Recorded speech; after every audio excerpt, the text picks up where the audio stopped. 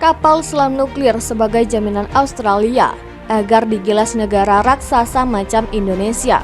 Australia diketahui amat dekat baik secara geografis maupun diplomatik dengan Indonesia. Kedekatan Australia dengan Indonesia sudah terjalin saat negeri ini merdeka. Dukungan dari Partai Buruh Australia dilontarkan oleh Watershed Workers Federation of Australia atau WWF. WWF yang merupakan orang-orang buruh, pelabuhan, bahkan sampai mogok kerja demi mendukung kemerdekaan Indonesia. Mereka juga menolak kapal Belanda berlabuh di pelabuhan Australia, juga menolak kapal-kapal yang akan berangkat menuju Belanda. Rupanya hal ini mengganggu Belanda. Saat Jepang datang ke Indonesia dan pemerintah Hindia Belanda kabur ke Australia, mereka malah mendapati fakta mengejutkan dari Partai Buruh di sana.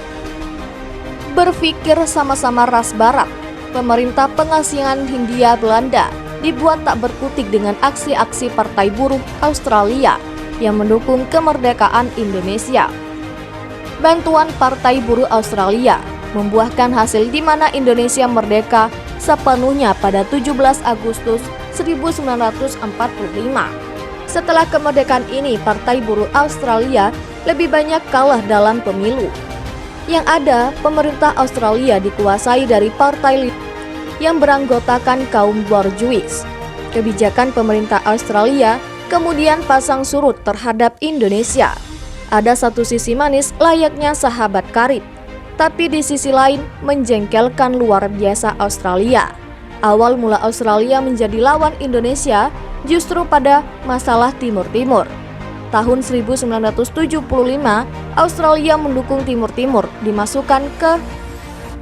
dimasukkan saja ke sebab Australia berpikir Timur Timur jika merdeka cuma jadi beban Asia Tenggara dan merepotkan Canberra. Indonesia oke saja akan hal ini, namun meminta jaminan intervensi militernya ke bumi Lorosai jangan diganggu gugat. Canberra dan Amerika Serikat mengangguk saja dan akhirnya Soroja dimulai tahun 1975. Namun berpuluh tahun kemudian Australia berbalik arah. Mereka langsung menyatakan mendukung kemerdekaan Timur Timur dari Indonesia. Bagai ditusuk dari belakang, seketika hubungannya dengan Jakarta anyep.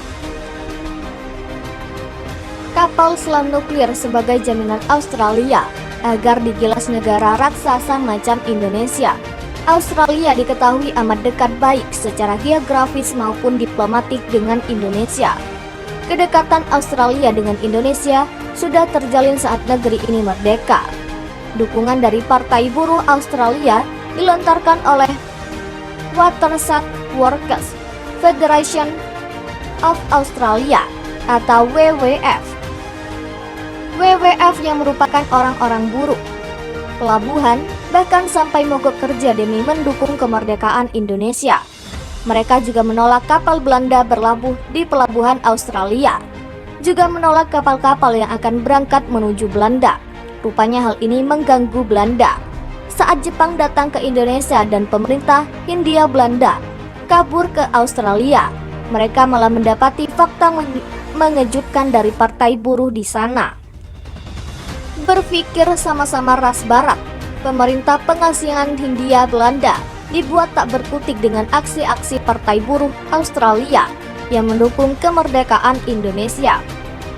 Bantuan Partai Buruh Australia membuahkan hasil di mana Indonesia merdeka sepenuhnya pada 17 Agustus 1945. Setelah kemerdekaan ini, Partai Buruh Australia lebih banyak kalah dalam pemilu. Yang ada, pemerintah Australia dikuasai dari partai yang beranggotakan kaum borjuis. kebijakan pemerintah Australia kemudian pasang surut terhadap Indonesia.